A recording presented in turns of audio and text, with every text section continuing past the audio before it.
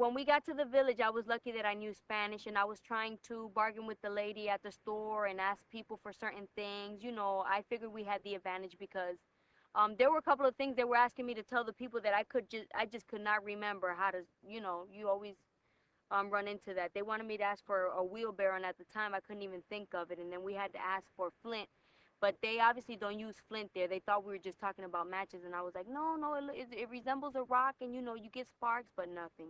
But other than that, I think it went very well because, like I said, you know, we managed to get a ton of stuff for the little bit of money we had, and but we weren't gonna come back with any money. So when we got back to the beach and got loaded onto the boat, then we decided to head on out, get some more stuff just to make sure. And then I went on the second trip, got a couple of more things, and headed on out.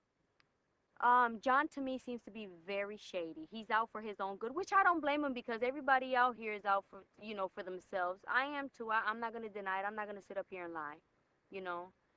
It's in my best interest to maybe make him my buddy for now. But when it's all said and done, I really can't stand him. He talks too much crap all night long, cursing, talking about stupid stuff. Everything sexual. I guess he used to make porno movies or whatever. I don't know what the deal is. He's always got something cute to say.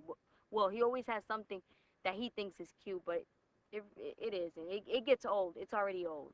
John is not attractive at all. I actually put my hands around his ankles. They're this big. He's smaller than me.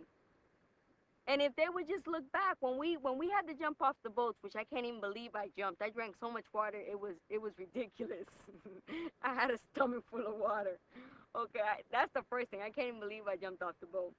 But he was way behind. And then even when I lost my buff and I went back looking for it, he was sitting on a rock putting on his shoes, you know. And then he tries to take charge. For what? You haven't a clue. John John to me is irrelevant. I don't care nothing for him or anything, but if I need to make him my buddy for right now so that I can survive a day longer, because like I said, I'm the outcast here. I honestly feel that I do not fit in, then John is going to be my buddy for the meantime. And hopefully he'll go before I do. So I have tried to find things in common with everybody. And then they start talking in big words. Half the stuff they're talking about, I don't even have a clue. So you start to feel alienated. That's why I feel like this. Probably, I can talk to Rupert. I honestly believe now that Krista is a good, you know, she's my buddy for right now.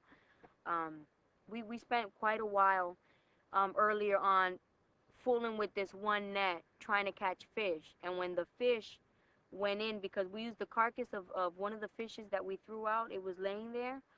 The fish went in, but when she pulled the net up, what happened? It went straight up instead of dragging, and the fish just took off.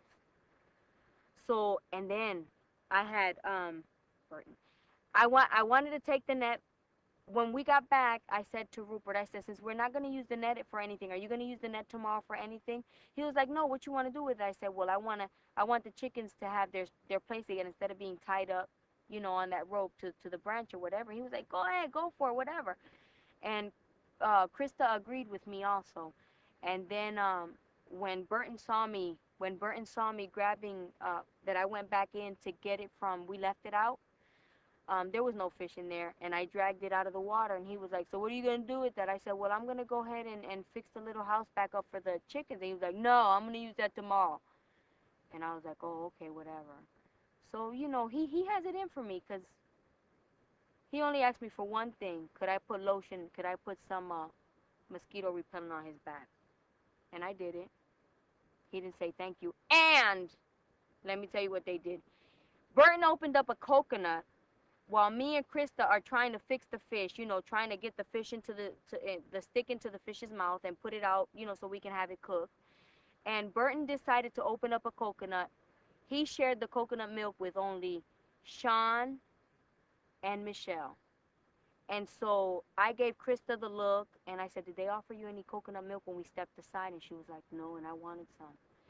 And then when we went back, I said, hey, you guys still have any coconut milk? And they were like, no, we didn't know you guys wanted it, but it was awful anyway. But we can open up another coconut for you. And we were like, fine. But they never opened up another coconut. They started taking a nap.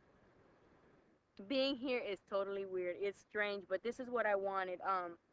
I've always said that since we're out here, to me it feels like being back in Puerto Rico, except for the fact that we don't have no extra clothes. My underwears are through. If I ever get new underwears, these are going to the fire. There's no way to salvage these. Um, I went to sleep last night wet, which I shouldn't have because everybody around me then got wet also because I took a bath at the last minute. No, no, no. I jumped in the water, but I decided to rinse off my clothes because they were in bad shape. And I don't want to cut the pants because I don't want to get mosquito bites up here. I just got them down here in my arms, in my back. That's about it. I've gone camping a couple of times, but we always brought everything we needed, you know. You always brought clothes and you know, extra soap and this and that.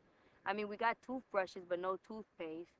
And I brushed my teeth today for a little while. And I got a lot of mangoes in my teeth and I was trying to get them out with my nail and then my nail got stuck in my tooth and that was even worse. Then all night long I was pushing my tongue up against my teeth and finally it came out.